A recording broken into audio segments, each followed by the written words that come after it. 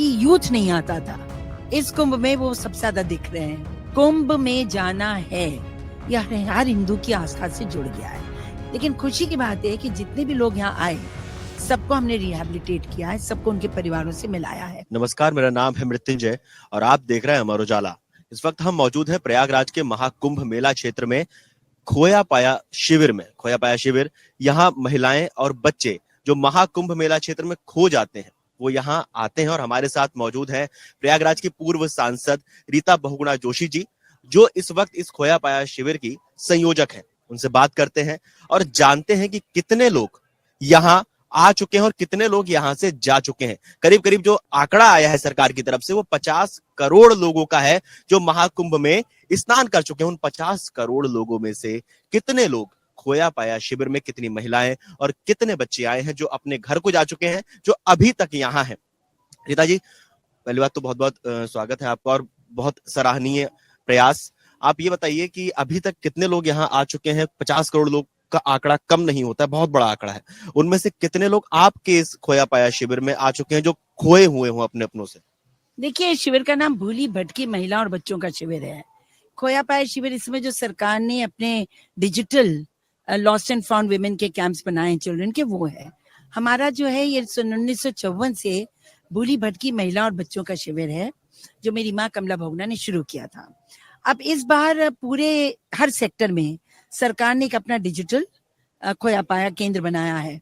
लेकिन दो ट्रेडिशनल्स जो एनजीओ चलाते हैं, एक हम चलाते हैं अब रंजीत पंडित शिक्षा समिति एवं हेमवती नंदन बहुगुणा स्मृति समिति द्वारा संचालित भूली भटकी महिला और बच्चों का शिविर, और बगल में चलता है सामान्य शिविर, वो भी एनजीओ का है। अब यहाँ पर इस बार हर कुंभ और अर्धकुंभ में हम एक कैंप लगाते हैं। पिछले साल क्योंकि हमारा इकलौता कैंप था तो करीब 37,000 महिला और बच्चे आए और गए। लेकिन इस बार क्योंकि व्यापक हो गया है तो अभी तक हमारे पास लगभग, अभी जैसे मैंने आंकड़ा देखा, हमारे रजिस्टर है, उनमें हम सबके नाम लिखते हैं, कौन ले गया, फोन नंबर, गांव, तो करीब 5,300 के आसपास महिला और बच्चे आए हैं। बच्चे 1.5 दर्जन, 18 या 20। लेकिन ये सारे बच्चे 2 साल, 3 साल, एक 4 साल का, 8-9 साल के अंदर के बच्चे हैं। लेकिन खुशी की बात यह है कि सब अपने अपने परिवार से मिला दिए जाते हैं। कुछ कुछ ऐसे केसेस हैं कि जानबूझ के अपने बच्चे को छोड़ गए हैं या जानबूझकर अपनी माँ को छोड़ गए हैं। ऐसे केसेस को फिर हम पुलिस के साथ परसू करते हैं। एक विचित्र केस आया है, छोटा सा बच्चा है, उसकी माँ पीरियोडिकली अलग अलग शादियां कर लेती है। तो अभी लेटेस्ट उसने किसी से ब्याह किया होगा बिहार में, और बच्चा पैदा हुआ तो अपने पूर्व पतियों के 2 बच्चों को लेके आई, एक बच्चा छोड़ दिया, ऐसा बच्चा बता रहा है, हम गुम गए। तो अब इनको हम लोग लोकेट कर रहे हैं। इसके स्टेप फादर से बात किया मैंने खुद, तो ये कह रहे हैं कि भाई मेरा तो बच्चा है नहीं, अब उसने मुझे बेवकूफ बनाया, 3 महीने का बच्चा छोड़ के चली गई है, तो हम इसको नहीं लेंगे। तो हम नाना को ट्रेस कर रहे हैं, अब नाना नानी को जाएंगे, इस बच्चे को रिहैबिलिटेट करेंगे। ऐसे केसेस भी आ जाते हैं। सवाल ये है कि जिस तरह से ना खोया पाया भी यहाँ पे बना हुआ है, जो डिजिटल है, आपका एक ट्रेडिशनल फॉर्म में चल रहा है, उसमें क्या अंतर लग रहा है इन दोनों में आपको? नहीं, एक बिल्कुल आधुनिक है और सरकार का बहुत अच्छा प्रयास है। जब हम लोग, सामंजस्य किस तरह से बैठ रहा है? हाँ, हम लोगों का बहुत अच्छा सामंजस्य। हमारी पहली मीटिंग हुई प्रशासन के साथ और ये तय हुआ कि ओवरफ्लो होगा वो यहाँ आएगा। कैचमेंट वहां पर जो उन लोगों ने जो होल्डिंग एरिया बनाया है वो भर जाएगा तो लोग यहाँ आएंगे, या फिर सीधे वॉलेंटियर्स जिनको आसपास मिलते हैं वो सीधे भी ले आते हैं।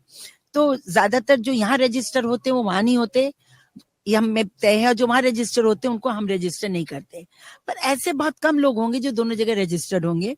अलग अलग अनाउंसमेंट होता है, टाइम तय है कि दिन का जो है 80% टाइम, 85% टाइम वक्त जो है वो सरकारी खोए पाए को मिलेगा। जो 10% बचेगा समय, वो 3-3 मिनट करके 5-5, 6-6 घंटे में हम लोगों को मिलता है। लेकिन खुशी की बात है कि जितने भी लोग यहाँ आए, सबको हमने रिहैबिलिटेट किया है, सबको उनके परिवारों से मिलाया है। आप तो लगातार देखती आई हैं, कुंभ देखती आई हैं, आपकी माँ के टाइम से आप देखती आई हैं, लोग बिछड़ते रहे, क्या पैटर्न लगा? किस तरह से, जैसे कल या आज हमने कुछ लोगों से बात की तो ये था कि जो नहाते हैं संगम में, उसके बाद अधिकतर लोग बिछड़े हुए हैं। आपने एक नई चीज बताई कि कुछ लोग बिछड़े होते हैं, कुछ लोग जानबूझ के बिछड़ जाते हैं क्योंकि छोड़ के चले जाते हैं, बच्चों को छोड़ दिया, 95 साल की माँ को छोड़ के चले गए। क्या ऐसे पैटर्न लगे अब तक जो कुंभ आप देखती आई हैं, और वो यहाँ भी कॉमन थे? देखिए, एक बात तो ये है कि जब नहाते हैं ना, आपको पता है जब पानी के अंदर चलो तो बालू खसकती है। तो अगर हम यहाँ पर नहा रहे हैं तो हम 10-15 कदम आगे पीछे हो जाते हैं।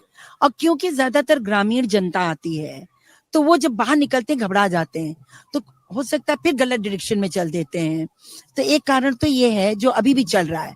लेकिन अच्छी बात यह है कि अब मीटिंग टाइम्स जो है वो कम हो गया है, क्योंकि डिजिटल भी हो रहा है, अनाउंसमेंट भी हो रहा है, लोग पढ़े लिखे हैं, लोगों के पास फोन नंबर्स हैं। तो अब उस तरह का हाव नहीं है जैसे पहले होता था। अब जल्दी हो जाता है, लेकिन फिर भी जो बिछड़ता है वो घबरा जाता है, डर जाता है। तो वो यहाँ पर आते हैं तो उनको थोड़ा हम लोग सुलेस देते हैं, काउंसलिंग करते हैं। जब वो देखते हैं कि और लोग भी हैं तो ढांढस बनता है। अंतर इतना ही है कि पहले समय लगता था मिलवाने में, अब थोड़ा जल्दी हो जाता है। तकनीक जो अपडेट हुई है इसकी वजह से जल्दी हो जाता है कि लोग उतने ज्यादा जागरूक हो गए हैं कि उससे शीघ्र काम हो जाता है? दोनों ही है, क्योंकि लोग जागरूक हुए हैं, डिजिटल हुए हैं। कोरोना ने करीब करीब देश के 80% लोगों को डिजिटल कर दिया है।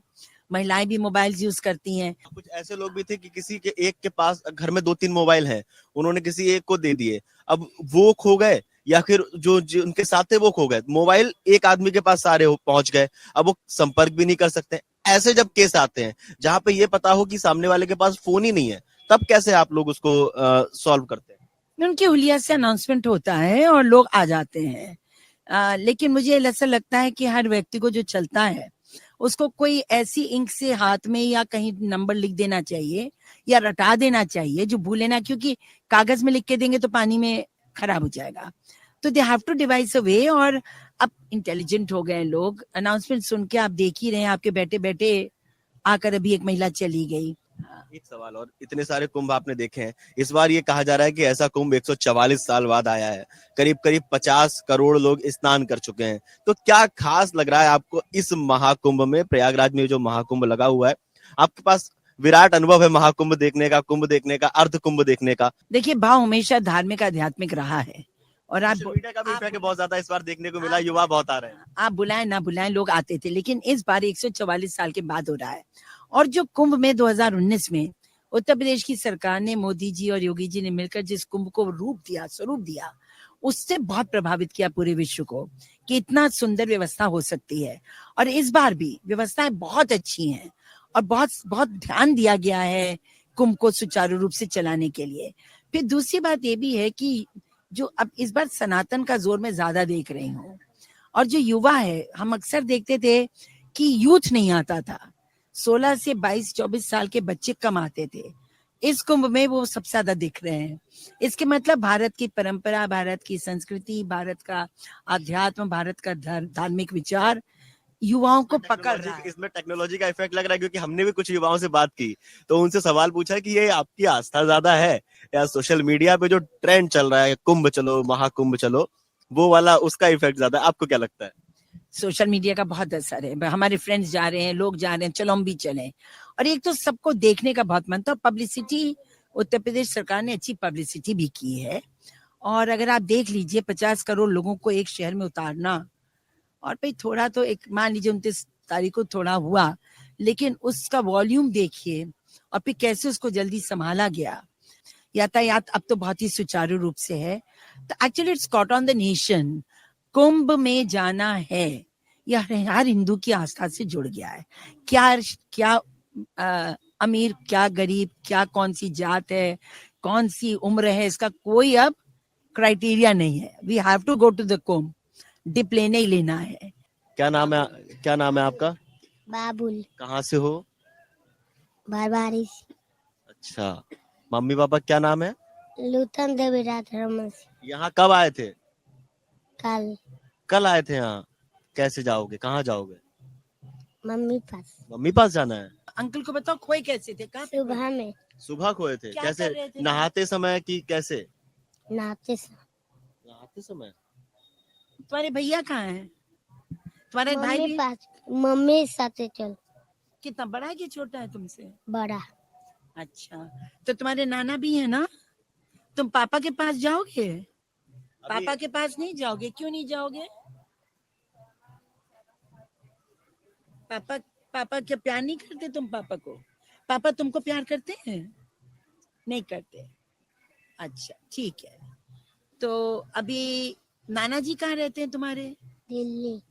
तुम्हें किसी का नंबर नहीं, या नंबर तो याद था इसको, मिल गया। लाओ मिलाओ बात। आपने अभी बात कराई थी ना फोन पे। इन्होंने कहा कि अगर पापा को आप फोन करेंगे तो हम आपका फोन ही गायब कर देंगे। आप पापा को फोन नहीं करेंगे, पापा मारते हैं, पापा मुझे प्यार नहीं करते हैं। तब मुझे पता चला कि इसके स्टेप फादर हैं।